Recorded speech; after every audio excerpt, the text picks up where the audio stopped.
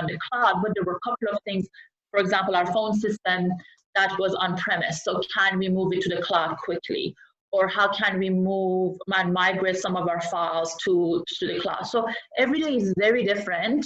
I also work a lot with a lot of our technology partners, one of them, the main one being SAP. So we do a lot of collaboration with a big team from Germany or even a team out of Silicon Valley. So sometimes I have meetings at 8 in the morning, which is great because they get things done so well that I actually this starts my day really, really well when I have an early morning meeting with Germany.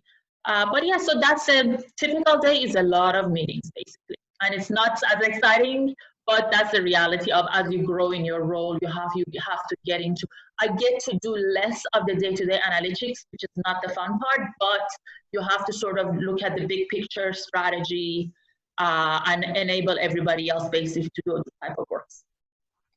Yes, and I think you also have to have that discipline, especially when you're in meetings most of the day, to when do you block out that time where you're actually going to get the work done, and for me, one thing I love about working with startups, and luckily I say, I have worked with clients in Ireland where I start super, super early. And I'm not a huge morning person, so that's always a challenge for me to get up and get going in the dark with my coffee. But luckily right now, I'm working with clients that are in the United States for the most part on my time zone. But I kind of get up and get going, relatively early, check emails, check Slack, check all the, things that need to be checked right away. And then generally, yes, I've got kind of back-to-back Zoom meetings. I would say I have a little bit of guilt that my day-to-day hasn't changed that much. I'm very used to working at home and working remotely. I travel quite a bit for business, which obviously is not happening right now. So I do miss that face-to-face interaction. I know we all are. I mean, this is such an extraordinary time, right? For those of us who are, even if you're introverted, I call myself an extroverted introvert. Like every day I do make time to do a run or a swim or a cycle of some sort, just to keep my sanity. I hope you're all doing that. I find each day I definitely block out at least an hour. I had a friend once call it the hour of power, where I definitely go and kind of get recharged, help put things in perspective. But my day can be everything from we're renaming and branding one of the startups I'm working with. You guys, it's so much fun. And we work with this design firm that's presented to us, all these interesting, brand guidelines that we can launch this brand with. So we're about to launch all the social channels. I'm working with the founders on their own social channels. So there's one thing I like about startups is I wear multiple hats. So I'm also on the product development team, where we're testing this beta. We're putting together a Slack community in beta to test the product. And luckily for us, and this is just there's just so much, I feel luck and gratitude for this, because it's a product we're launching that people can literally do in their backyard with just their mom or dad or brother or sister. So in that regard, I feel really, really lucky. Throughout the day that we could also have operations meetings, because we're a startup. So how do we set up, they're wanting my input on our, human resources guide and our, what expense app are we going to use? And then I just got off a call with a group of venture capitalists. And you guys, if you don't know of Melanie Strong, you should. I met her actually through SportsTechWorks. She had been a big innovator at Nike and headed up the Nike women brand. She remembers Vivo Girl Sports, which is so great.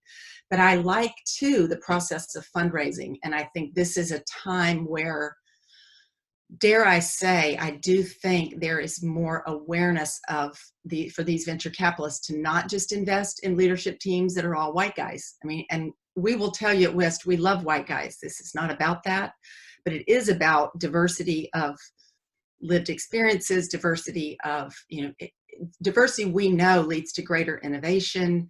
You're not all just sitting around the table nodding at each other's same old ideas. We already know women and underrepresented minorities we have different backgrounds in sports, we have different backgrounds in tech. So it's really fun for me to talk to these, what we call the enlightened people in venture capital, who are starting to look for that. the good ones, and I think most of them now recognize they are looking for women and underrepresented minorities on these startup leadership teams. So that's really rewarding as well. So my day is kind of all over the place. And as Neda said, it's different every single day. Mm-hmm. I love that. Yeah, it definitely keeps it exciting when you're talking to that many different people. And It does. excellent. Well, very good. So we'll transition to the questions that everyone submitted via the Google Doc. So the first one that we have is, what podcasts do you listen to? And that's probably a good one for this time. I know I'm listening to a lot of them. Well, I balance out the daily. I listen to the daily most days. I try to not be fully immersed. And when I do my exercise, I try to not be on podcasts, especially unless they can be uplifting. And I'm really enjoying Brene Brown. You guys probably already know about her right now. What is the name of it? Who knows? Unlocking. I can't think of the name right now. Somebody can let us know in the chat. But her chat with Glennon Doyle recently about the cheetah story, and Glennon Doyle's new book have really been inspiring to me. I love Katie Couric. I love Pod Save America. Some of those. But I think in these times we have to balance between being informed with the news, but also listening to things that can help us kind of put things in perspective and breathe and know that we're going to all get through this together. Absolutely. Yeah. What about you, Neda? Admittedly, I'm not very big on podcasts, but there are several that I like. I really like Recode Decode just because I'm a huge Kara Swisher fan.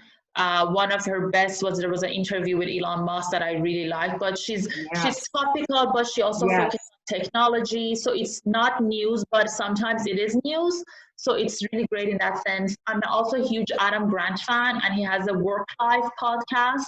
Adam Grant, I follow him on every social media channel that I can get because just his thoughts on leadership, diversity, all of that is extremely valuable. And I was lucky enough to hear him talk one time live, and it's what he has to say is fantastic. And for us in the sports industry, I also listen to Sean Callanan's Sports Geek. Sean is out of Australia. He's probably the first writer, podcaster, blogger, whatever you want to call it, that's specifically focused on data, stats, and so on in the sports industry. So that's always, those are my top three at this point. Can I ask you, Lyd and Sid? I love this is the Lyd and Sid show, by the way. If you guys haven't figured that out, it's awesome. What podcast do you guys listen to? Because I like being inspired. One of my favorite things about my job is working with people at all different levels. And I'm curious what you're listening to that should maybe be on our radars. Yeah, I listen to the Daily as well. Definitely very news focused. I listen to Bill Simmons. So that's kind of, I guess, the typical just like sports, more maybe gossip. Sometimes I listen to Zach Lowe too for some more basketball stats analytics. My favorite is I love the JJ Redick podcast. He's great. And because you're a Duke. Of course you love him. You're Duke girl. See, I'm a Carolina girl. So. And I also do love Recode Decode. I think Kara Swisher, another one of my favorite ones is she did with the person who founded Stitch Fix, and I'm forgetting her name, but it was a great podcast about like direct-to-consumer initiatives, which I think it's really interesting how that can also apply in regardless of the industry, whether it's sports and athletic wear or, other areas as well where we can adopt direct-to-consumer approaches. Mm-hmm. Awesome. In the chat, just list the ones that we're all just recommending so that everybody can see them. Oh, good idea. Sure. Great. And then, Lydia, do you want to go or should we move? No, it's fine. No, I just listen to Lewis Howes. I keep it pretty simple. I just like his podcast. It's very uplifting. But. Lewis Howes, you're saying? Yeah, he interviews a lot of different people, celebrities, different industries and everything. So that's one that I recommend. And then the rest is just kind of scattered if I see one I like. But.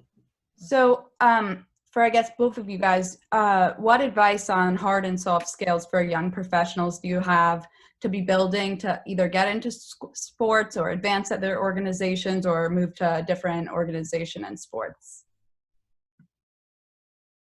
You go, Neda. Okay. So I'll give you my perspective. And I talked to yesterday, 2 days ago, I was talking to a university program out of New Haven, and I try to talk to as many programs as I can, because jobs like ours are still not very well known in the sports industry. So that's really important for me. There is usually, when I'm hiring an analyst, whatever level it might be, there's different types of skill set, hard skill sets that I'm looking for. Of course, understanding of data, having basic analytics are requirements.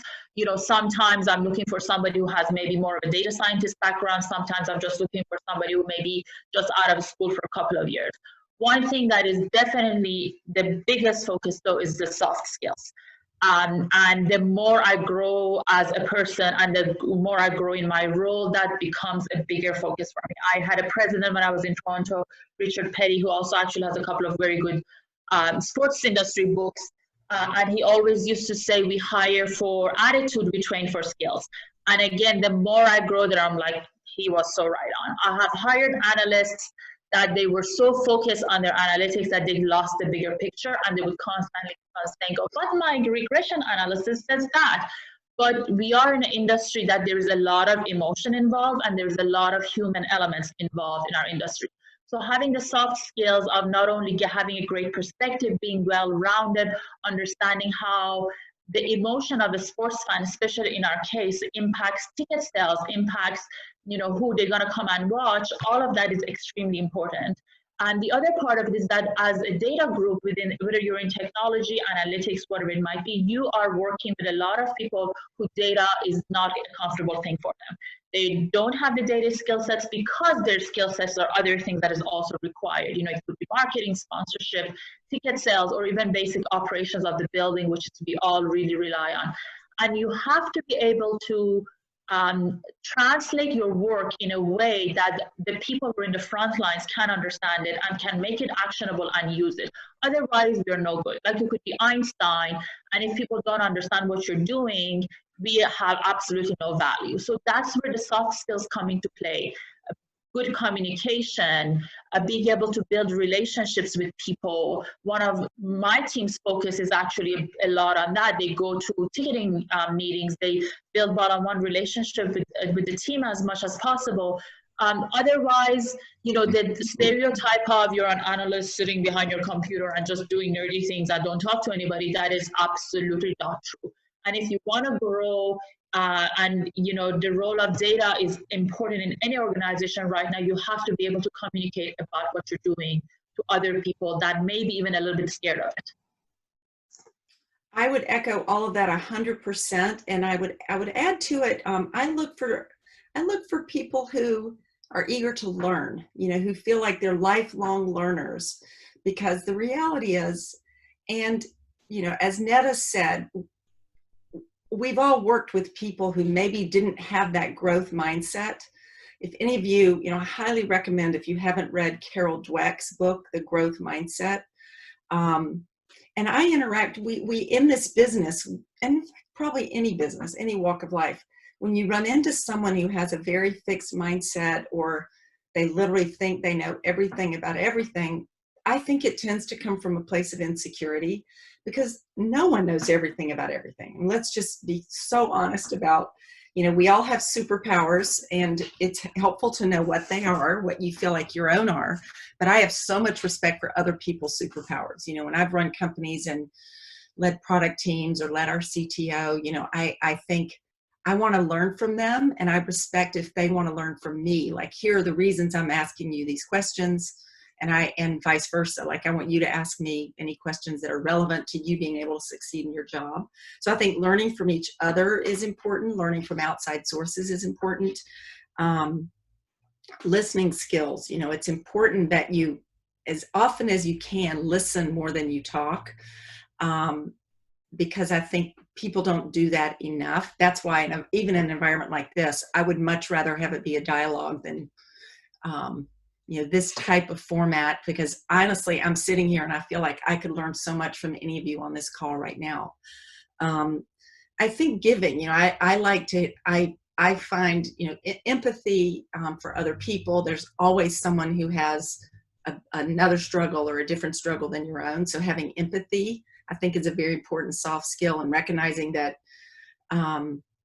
as much as we can, especially during our work days, if we can try to lift each other up, but also recognize people maybe in a different space in where they are in their day, and especially in this type of crisis.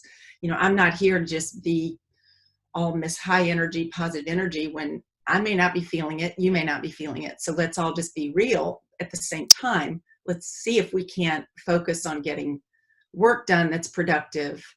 And how can we kind of work together as a team to collaborate and to do that? And I always feel that if there's anything that I have to teach anybody else, I have that much more to learn from them too. So I just think if we approach every relationship that way, that we can learn from each other, I think that will take us all far together. Absolutely. Yeah, I love how you hit on the growth mindset too. And I think that's why I'm in a sales position right now, and I never thought that's something I would do, but I knew that I needed to kind of hone my communication skills, and it's definitely learned to listen, to learn that that's very important, and just a lot of other skills too. But no, I love all that. Excellent. We do have a question for you, Neda. So during this pandemic, what have you been trying to learn to assist your department and organization once we return to sports? So honestly, my biggest concern during all of this has been people's mental health. We are a type of organization, almost all sports teams, we are very much attached to our location. That's just what it is. So working from home is not really been a culture in sports organizations, even though we actually do have, you're probably one of the few sports teams that do have work from home policies.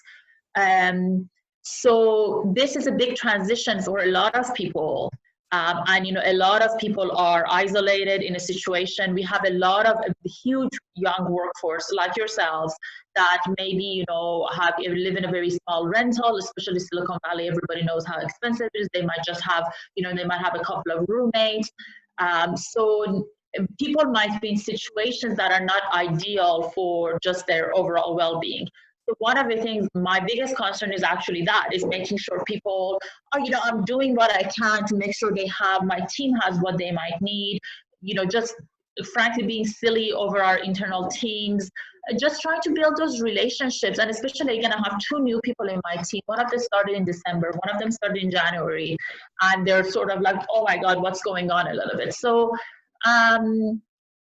that's really what I'm trying to, and I'm no expert in it, but I'm just trying to make sure the communication channels are open, and we just continue to talk, even if it's just not about work. So that's, I guess, what I'm focusing on a little bit more is just, yes, day-to-day work is actually, I'm extremely proud of how everybody's doing day-to-day work. We're actually doing really good work right now as a group. We have this opportunity to focus on some of the projects that maybe was on a back burner.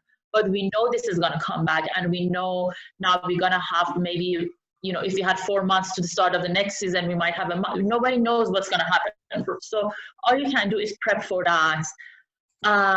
So it's more about focusing on areas that I maybe were not paying as much attention to before, or maybe it's a bigger focus. Just make sure people are okay. The rest of it, we'll figure it out. But, it's more important for me to make sure people are fine. For sure. As possible. And we probably only have time for one last question, and I want to get to both of you on this one because I think it's a great question. And thanks so much for all your insights today, both of you guys. You guys are incredible trailblazers for women in sports tech, so we're really lucky to have you on. The question is, what area in sports tech do you see evolving the most over the next 3 to 5 years? And I guess if you want to change the time period ahead that we're looking, if you want to say the next 10 years, but you guys can, I'll leave that up to you. Well, I would say it's just exploding on so many levels. As I said, my own kind of domain, most of my own experience and expertise is in sports performance technologies. So I think AI is having a really significant impact on how athletes can measure their performance, both biometrically with biomechanics, and there are a number of technologies that involve sensors but I actually see AI and video even being able to ultimately replace, the necessity for a sensor per se. There are all kinds of interesting technologies that also help to prevent injury or help an athlete come back from injury. Neda, I just heard about a company this morning that is putting a sensor in the hockey blade, the hockey skate blade, that can determine a lot of the GPS tracking and load information that we got, at Stat Sports, which is where I worked on the GPS tracking technology that athletes wear on their backs that give you like 60 different data points. They're now evolving these technologies to go into apparel, into footwear. There are EEG readers now that you can wear that help you get in the flow state. That I know Drew Brees and Justin Rose and many of the top athletes in the world are really already doing, that don't involve, the headset with the goo and you have to sit in place to read brainwaves. Like, there's just so much happening in sport performance. But I'm really intrigued with what, if you guys aren't following the Sport Innovation Lab, they're doing a ton of work around, and this, now I'll toss to you, Neda, is around smart venue and fan engagement, and how do sports teams and leagues keep people coming to the arena as opposed to just watching at home on their sofa, and especially after this, right? So those are kind of the areas that I would say that I know the most about. But Neda, you could certainly speak more to some of the smart venue fan engagement things that are happening. Yeah, so one of the things I also see is gonna, even on the business side, is gonna make a big impact is actually AI. We tried a couple of machine learning projects to predict retention of our season ticket holders and a couple of other things, because there are things in the sports industry, in a way, there are things that happens every year, or every time there's a games happen, people come and scan their tickets, go through. Now it's digital ticketing. So you have, at least for us, it's been digital ticketing for a few years, and that's getting rolled out more and more across all the teams. So that already gives you better data. I think the quality of data has improved. The velocity and quantity of data has also improved. So the volume of it has improved. So that's been fantastic. But now we are all stuck with this amount of data, and there is also a lot of fanfare around, oh, let's do this, but is it really meaningful is a whole other discussion. So I think machine learning projects can have, with the proper quality of data, can have a meaningful impact for some of the business that we do. The other thing that is probably is a little bit of data, but it's also other things, is customer experience. We actually started a CX department recently, and that's not only taking advantage of data, but really listening to your fans at a more active way than just besides. We all do research and surveys, but this is a little bit more experience. This department sits between operations, marketing, and we support it on the data side. And it's just taken an active role, which goes back to the customers wanting to come to the arena. For example, the role of food and beverage in the arena has changed completely in the past 5 years. The stadiums of 25 years ago, which we are one of them, there were a lot of seats. The stadiums of today have more areas that people can just hang out, watch the game, have a drink, socialize, and all of that. So there's a lot of things going on just basic customer experience and fan experience, from the time you park your car to when you get to the arena, to even leaving, even from before that, when you purchase your ticket, the experience around that, a lot of focus on that. And there's a lot of smart venues, and there's even, I think it was Bayern Munich, that they were even focusing on transportation to the stadium and push notification to the fans. That was a prototype. I don't know if it ever took off or not, but there's just a lot of stuff goes on. Your game, when you're watching the game, is one experience that is, I can control it, is up to the players, and that's the fun, unpredictable part of it. But the rest of it, if you make your experience a better experience from the time you think about buying a ticket, probably sitting on your couch, maybe watching the game, maybe not, to that social aspect of it, getting together with your friends, meeting people at a place, driving, getting in, buying your food and beverage, and all of that. Technology can do a big impact on that. The one thing that I'd like to add that's so exciting is to learn all the things happening on that side of the business. But the other thing, if we are looking into the future, that I'm so excited about personally, is the crossover between health tech, healthcare innovations, and sports tech. in many cases, you can start a product in a sports tech world that has absolute applications over in health tech and healthcare, and vice versa.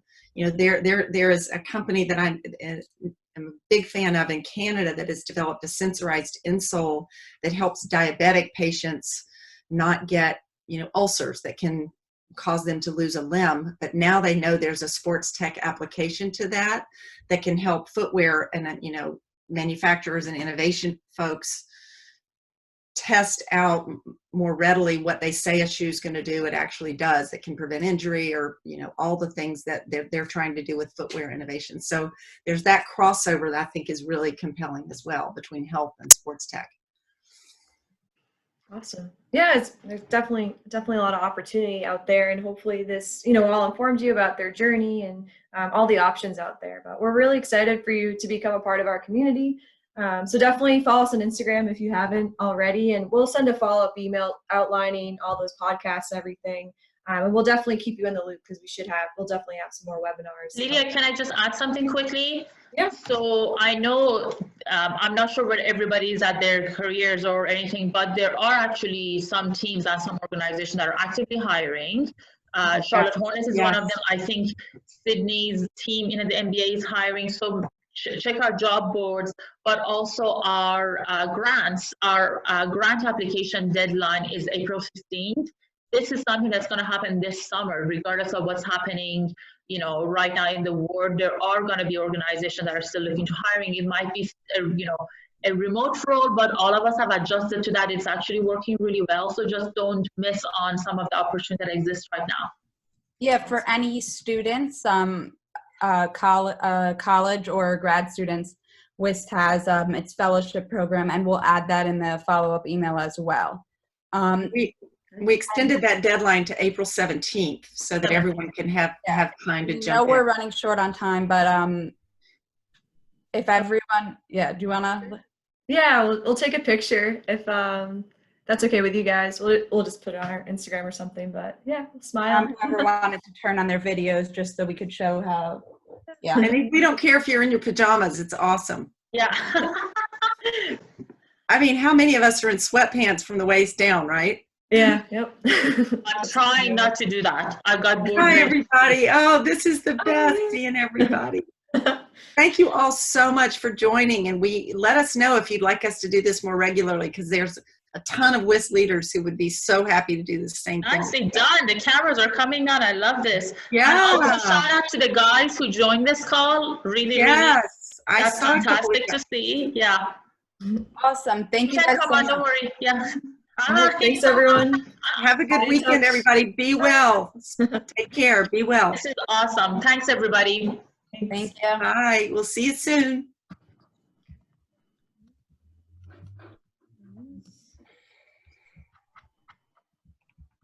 I want to make sure I keep this chat.